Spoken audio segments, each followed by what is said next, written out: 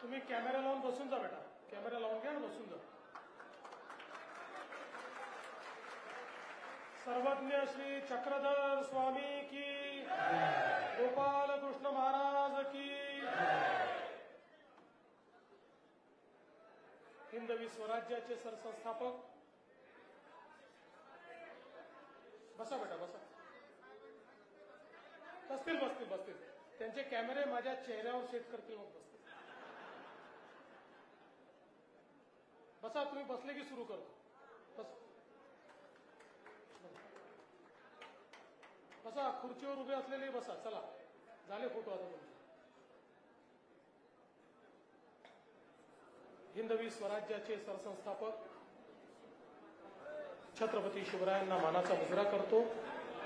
भारतीय राज्यघटनेचे शिल्पकार भारतरत्न डॉक्टर बाबासाहेब आंबेडकर यांना मानवंदना अर्पित करतो. खऱ्या अर्थानं या भारतामध्ये ज्यांनी अवतार घेऊन सामान्य माणसाला एक आध्यात्मिक दिशा दाखवली, एक अतिशय पुरोगामी अशा प्रकारच्या विचाराने समाजामध्ये समता स्थापन करणारा विचार हा महानुभाव विचाराच्या रूपानं ज्यांनी आपल्याला दिला ते भगवान चक्रधर स्वामी यांच्या चरणी दंडवत करतो आणि माझ्यासहित आपल्या सर्वांना त्यांचा आशीर्वाद मिळावा अशा प्रकारची प्रार्थना देखील करतो. मंचावर उपस्थित असलेले आपले कुंभमंत्री गिरीश महाजनजी, मंत्रिमंडळातील आमचे सहकारी दादाभाऊ भुसेजी, या ठिकाणी अखिल भारतीय अध्यक्ष म्हणून ज्यांचा पदारोहण समारोह आज आपण संपन्न केला ते परमपूजनीय महंत श्री मोहनदादा कारंजेकर बाबाजी, त्याचप्रमाणे ज्यांनी परिषदेचे अध्यक्ष म्हणून अनेक वर्ष मार्गदर्शन केलं आणि पुढेही मार्गदर्शन करतील असे परमपूजनीय महंत श्री विध्वंस बाबाजी, परमपूजनीय महंत नागराज बाबाजी, परमपूजनीय महंत श्री बिडकर बाबाजी, महंत चिरडे बाबाजी, महंत श्री लासूरकर बाबाजी, महंत सुकणेकर बाबाजी, महंत श्री खामणीकर बाबाजी, महंत श्री दर्यापूरकर बाबाजी, महंत श्री साळकर बाबाजी, महंत श्री लोणारकर बाबाजी, मंचावर उपस्थित सर्व आमचे परमपूजनीय महंतगण, त्याचप्रमाणे या ठिकाणी उपस्थित बाळासाहेब सानप, सीमाताई हिरे, देवयानीताई फरांदे, प्रवीणजी तायडे, दिलीपजी बनकर, दत्ताजी गायकवाड, आमचे मित्र अविनाशजी ठाकरे, प्रकाश शेठ ननावरे, या ठिकाणी सर्व संत महंत पंथीय बंधू, सर्व अतिथी, सर्व भगिनी आणि बंधूंनो, आज मला अतिशय आनंद आहे की 38व्या अखिल भारतीय महानुभाव परिषदेच्या अधिवेशनात मी सहभागी होऊ शकलो.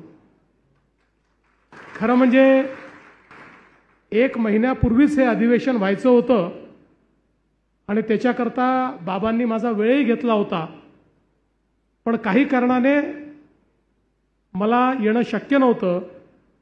मी बाबांना सांगितलं आपलं परिषदेचं अधिवेशन आहे, आपण ते संपन्न करून घ्या, मी पुढच्या कुठल्या तरी कार्यक्रमात येईल.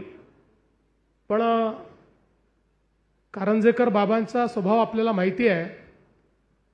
त्यांनी आणि आमच्या प्रकाश शेठनी आणि बाळासाहेबांनी सांगितलं, एक प्रकारे मला धमकीच दिली, तुम्ही आले नाही तर आम्ही अधिवेशनच करणार नाही, ते मी आधी तारीख द्या, मग अधिवेशन आम्ही त्या ठिकाणी ठरवतो. आणि आजची माझी तारीख ही त्यांनी त्या ठिकाणी ठरवली. आणि मला अतिशय आनंद आहे की सर्वज्ञ श्री चक्रधर स्वामी यांचा आशीर्वाद घेण्याकरता आणि एवढ्या सगळ्या पूज्य संत महंतांचा आशीर्वाद घेण्याकरता या ठिकाणी मला येता आलं आणि आपल्या सर्वांमध्ये उपस्थित होता आलं. मग अशी कारंजेकर बाबा जे म्हणाले तसं ते जे काही म्हणतात ते मला सगळं मान्य असतं. पण मग अशी ते एक गोष्ट जी म्हणाले ती गोष्ट जरा मला पूर्णपणे मान्य नाही आहे. ते असं म्हणाले की आपल्या महानुभाव पंथाचे 3 आमदार निवडून आले. मी त्याच्यामध्ये थोडं करेक्शन करतो. आपल्या महानुभाव पंथाचा मुख्यमंत्री देखील निवडून आला. हे बाबा तुम्ही सांगायचं विसरलात. आता तुम्ही काय मला पंथाच्या बाहेर ठेवलाय? पंथाच्या सगळ्या कार्यक्रमात असतो, सगळ्या प्रथा परंपरा माहिती आहेत, सगळं माहिती आहे. त्याच्यामुळे आता काही मी फार पंथाच्या बाहेर नाही. त्यामुळे तुम्ही आता यापुढे सांगितलं पाहिजे की आता मुख्यमंत्रीही आमच्या महानुभाव पंथाचाच आहे.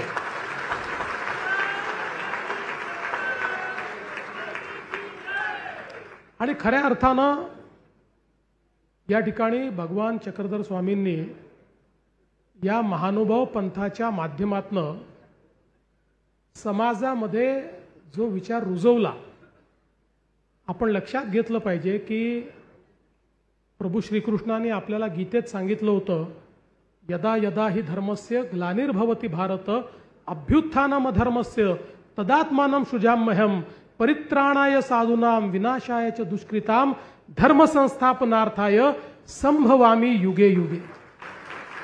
म्हणजे ज्या ज्या वेळी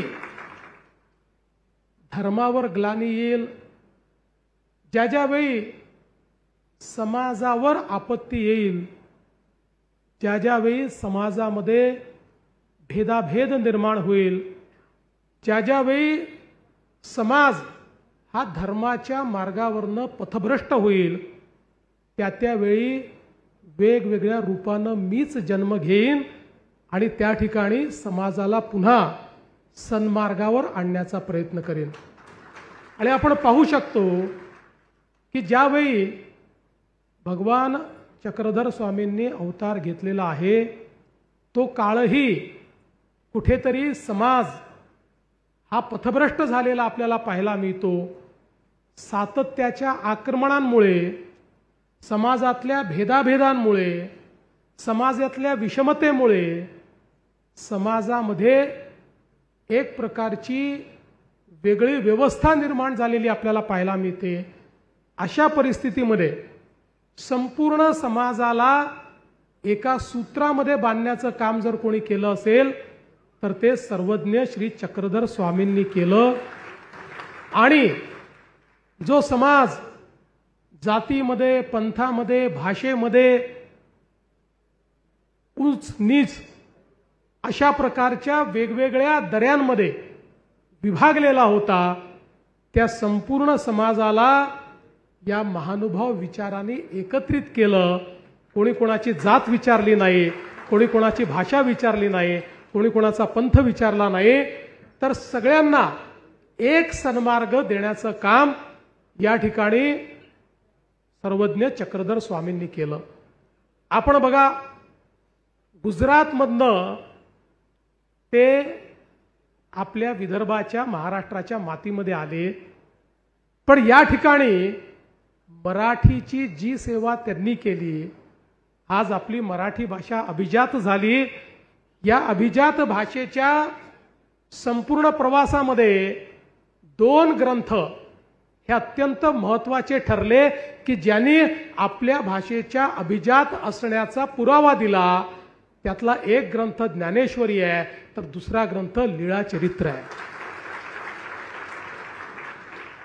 ही जी एक प्रचंड मोठी साहित्य निर्मिती, ही जर त्या ठिकाणी एक विचारपीठ तयार करून सर्वज्ञ श्री चक्रधर स्वामीजी यांच्या प्रेरणेनं झाली नसती, तर आज कदाचित इतकी समृद्ध अशा प्रकारची आपली भाषा, त्यातले विचार, त्यातली प्रगल्भता आणि त्यात तयार झालेल्या जाणीवा या आपल्याला कधीच पाहायला मिळाल्या नसत्या। आणि म्हणून केवळ महानुभाव विचार हाच काही आपल्यावरचा त्यांचा उपकार नाही, तर मराठी भाषेला भाषा म्हणून रुजवण्याचं काम हे देखील याच महानुभाव पंथाच्या साहित्यातनं तयार झालेलं आहे, हे आपल्याला खऱ्या अर्थानं या ठिकाणी मान्य केलं पाहिजे। आणि म्हणूनच मला असं वाटतं की खरं तर आपण एकूणच तो सगळा काळ बघितला तर श्री गोविंद प्रभू, भट्टोबास, केशोबास, डिंबकृष्ण मुनी या सगळ्यांनी या मराठी साहित्याला इतकं समृद्ध या ठिकाणी केलेलं आहे।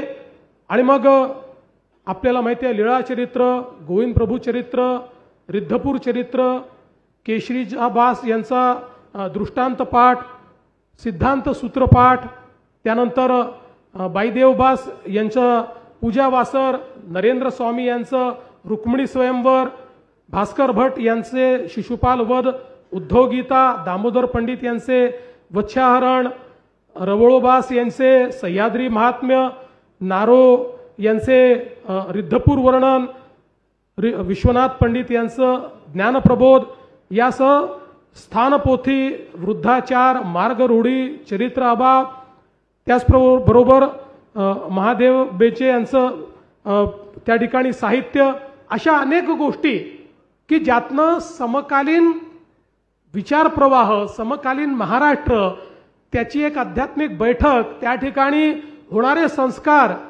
या प्रत्येक गोष्टीचं आपल्याला एक भास, त्याचा एक पुरावा आणि त्यातनं किती आपण एक समृद्ध विचार घेऊन चालत होतो याची प्रचिती या सगळ्या साहित्यातनं आपल्याला मिळते।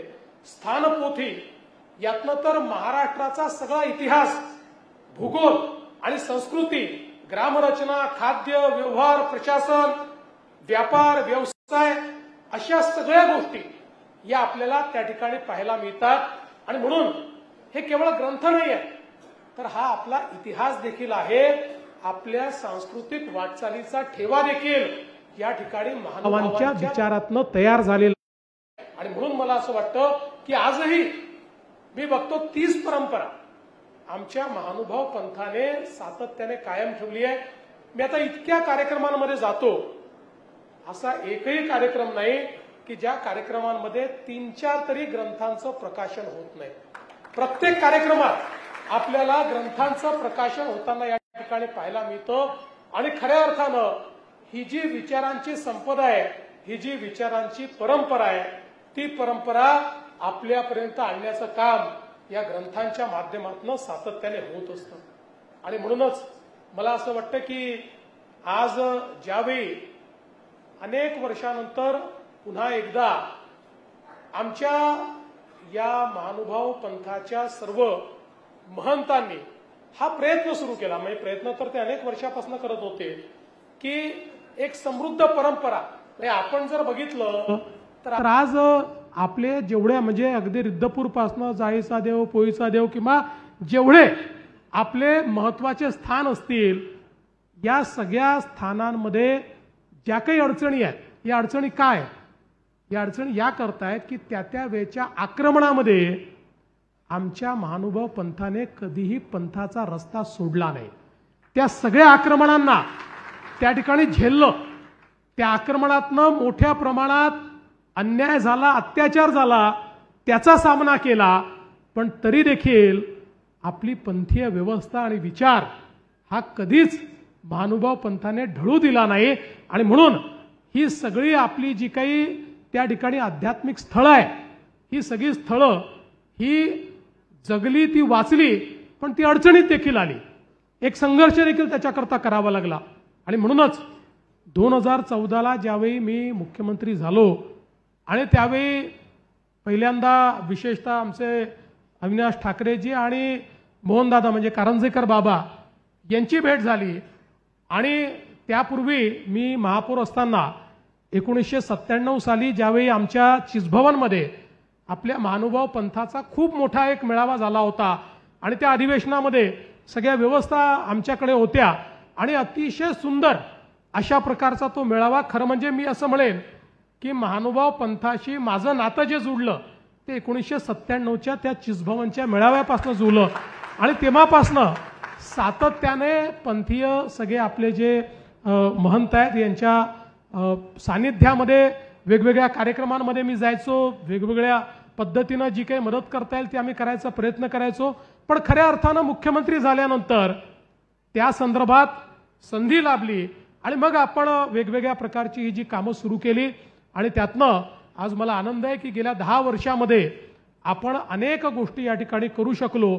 मगाशी बाबांनी ज्याचा उल्लेख केला मी पुन्हा उल्लेख करणार नाही, पण मला हे सांगताना आनंद वाटतो की इतका मोठा आमचा हा संपूर्ण महानुभाव पंथ की जो केवळ महाराष्ट्रात नाही, केवळ भारतामध्ये नाही, तर अफगाणिस्तानपर्यंत पसरलेला आमचा महानुभाव पंथ आज भारताच्या कुठल्याही राज्यात गेलं तरीही आम्हाला महानुभाव त्या ठिकाणी भेटतात, महानुभावांचा विचार त्या ठिकाणी भेटतो आणि भक्तिभावानं महानुभाव पंथाचं काम करणारे लोक आम्हाला त्या ठिकाणी भेटतात. त्यामुळे इतका मोठा आमचा हा संप्रदाय, इतका मोठा समुदाय, इतका मोठा पंथ, पण दुर्दैवाने कधीच या पंथाची दखल महाराष्ट्राच्या राजकीय व्यवस्थेने घेतलीच नाही, कधीच घेतली नाही. आणि म्हणून मला असं वाटतं की हाही कदाचित भगवान चक्रधर स्वामींचाच आदेश असावा की ही दखल घेण्याची पहिली संधी ही मला या ठिकाणी मिळाली आणि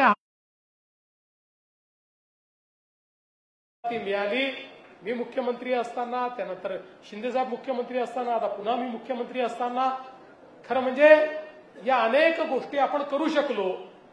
आमचे गिरीश भाऊ असतील, बावनकुळेजी असतील, सगळ्यांनी आम्ही हा प्रयत्न केला की कुठल्याही परिस्थितीमध्ये ही जी एक एवढी मोठी परंपरा आहे की ज्या परंपरेने एक समतेचा विचार दिलेला आहे.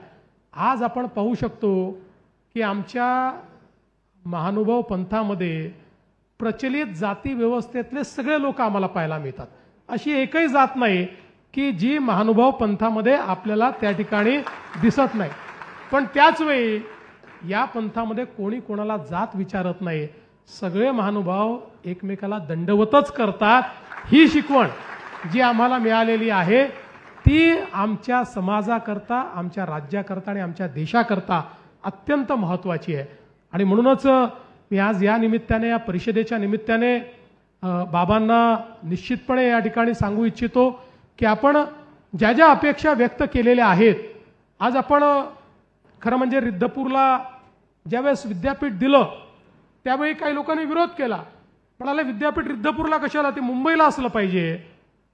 मी सांगितलं मुंबईला अनेक विद्यापीठं आहेत, अनेक विद्यापीठं होतील, पण तुम्ही आणि आम्ही आज मराठी बोलतो याचं कारण काही लोकांनी त्या माय मराठीची सेवा केली आहे, त्यांनी ती जिवंत ठेवली आहे.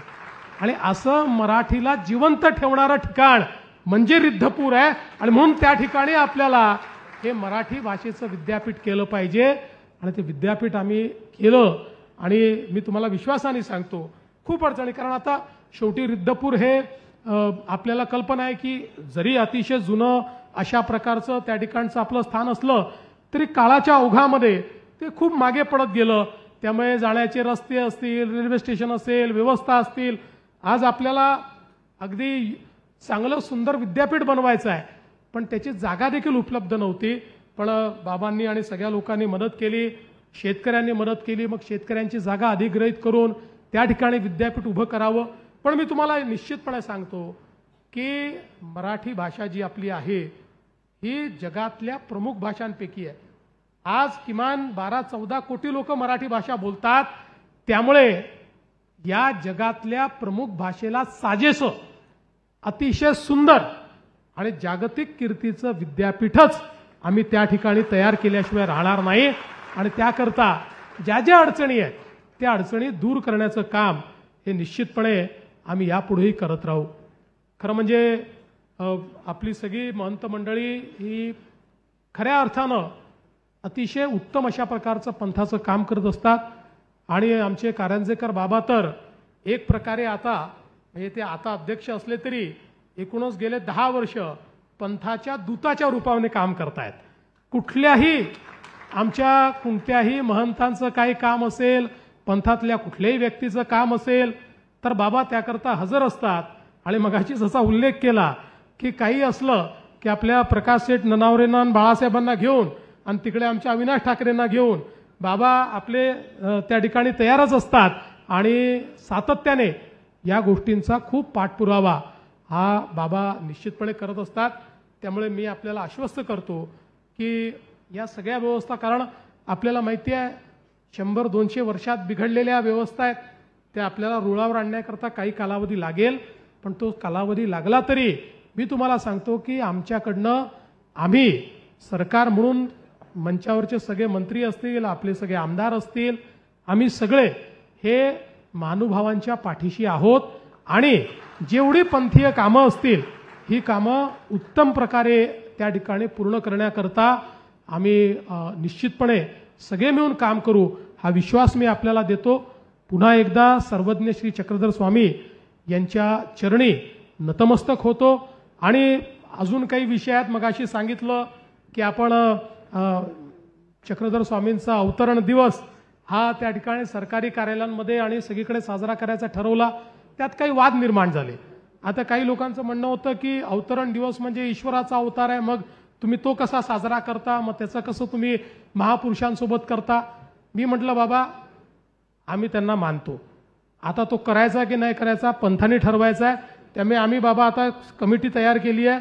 कमिटी जे सांगेल ते आम्ही त्या ठिकाणी मान्य करू. कमिटी म्हणेल तुम्ही करा, आम्ही 100% तो करूच, कारण आम्हाला करायचाच आहे. आणि कमिटी म्हणेल नका करू तर आम्ही मनातल्या मनात करू, करणार तर आम्ही आहोतच. त्यामुळे आम्ही आपल्या मनातल्या मनात करू. त्यामुळे शेवटी अशा प्रकारचे जे विषय असतात त्या विषयांमध्ये आपल्याला फारसे वाद हे न करता, आता साखर बाबांनी मगाशी आम्हाला त्या ठिकाणी लीळाचरित्राचा विषय मांडलेला आहे आणि आता ते देखील त्यांचं म्हणणं असं होतं की आता कोर्टाच्या निर्णयाप्रमाणे त्यातही आपल्याला पुढे गेलं पाहिजे. आपण सगळे मिळून बघा, मी आपल्याला एकच गोष्ट सांगतो की जे धार्मिक, आध्यात्मिक, पंथीय विषय असतात यात सरकारचं काम काय असतं, निर्णय करणे काम नसतं. तुम्ही केलेला निर्णय फॉलो करणे आमचं काम असतं. हे पंथाचे निर्णय सरकार करत नाही. तुम्ही निर्णय करा. तुम्ही जो निर्णय कराल त्या निर्णयाच्या पाठीशी सरकार ठामपणे उभं राहील, एवढं मात्र या निमित्ताने मी आपल्याला निश्चितपणे सांगतो. आणि पुन्हा एकदा या चांगल्या कार्यक्रमामध्ये आपण मला बोलवलं. खरं म्हणजे गिरीशजींचं आणि दादाजींचंही भाषण आपल्याला ऐकायचं होतं, पण मला मुंबईलाही एक अजून कार्यक्रम असल्यामुळे त्या दोघांच्या वतीने मीच या ठिकाणी भाषण केलेलं असं आपण समजा. आणि आपण मला बोलवलं त्याबद्दल आपल्या सर्वांचे खूप मनापासून आभार मानतो आणि माझं बोलणं संपवतो. सगळ्यांना दंडवत.